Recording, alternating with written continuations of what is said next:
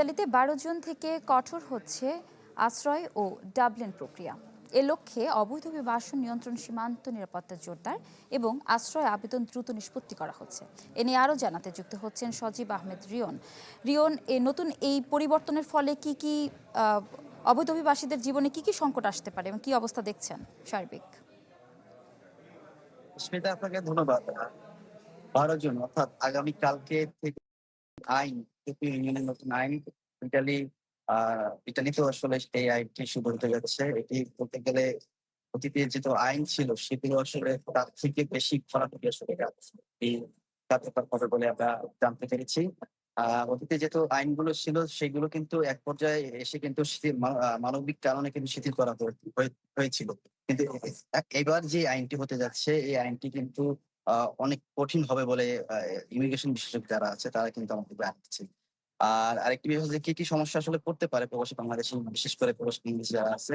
এখানে যারা অবৈধভাবে যারা এসে থাকেন, ডাবলিং যে বিষয়গুলো আছে সেগুলোর ক্ষেত্রে কিন্তু তারা অনেক ধরনের হ্যারাসমেন্ট এর আসলে তারা শিকার হয়। বিশেষ করে ভূমধ্যসাগর পাড়ি দিয়ে ইতালিতে আসা অবৈধ শরণার্থীরা যারা ইতালিতে প্রবেশ করে তাদেরকে কিন্তু একটি স্থায়ী বর্ডার যে ক্যাম্প আছে সেখানে তাদেরকে রাখা হবে এবং তাদের ১২ সপ্তাহের মধ্যেই তাদেরকে তাদের যেই আশ্রয় আবেদন, ইন্টারন্যাশনাল যে আশ্রয় আবেদন আছে এই আবেদনটি নিষ্পত্তি করে তাদের নিজ দেশে তাদেরকে পাঠিয়ে দেবে। এবং এই বিষয়টা নিয়ে কিন্তু বিশেষ করে বাংলা কমিউনিটি যারা আছে তাদের মধ্যে একটু মিশ্র প্রকৃতি আসলে দেখা দিয়েছে এবং বিভিন্ন সংগঠন, মানবিক যে সংগঠনগুলো আছে তারাও কিন্তু এই বিষয়টি নিয়ে প্রতিবাদ জানাচ্ছে। এবং বিশেষ করে বাংলাদেশ যেহেতু নিরাপদ দেশের তালিকায় অন্তর্ভুক্ত আছে ইউরোপীয় ইউনিয়নে, সেক্ষেত্রে কিন্তু বাংলাদেশের যারা অভিবাসী যারা আছে তাদেরকে কিন্তু আসলে এই আওতায় বিশেষভাবে বিবেচনা করা হবে। তাদেরকে অবৈধভাবে তারা ইতালিতে প্রবেশ করলে তাদেরকে দ্রুত প্রবাসী করতে সরকার বাধ্য হবে। রিয়ন, ধন্যবাদ আপনাকে।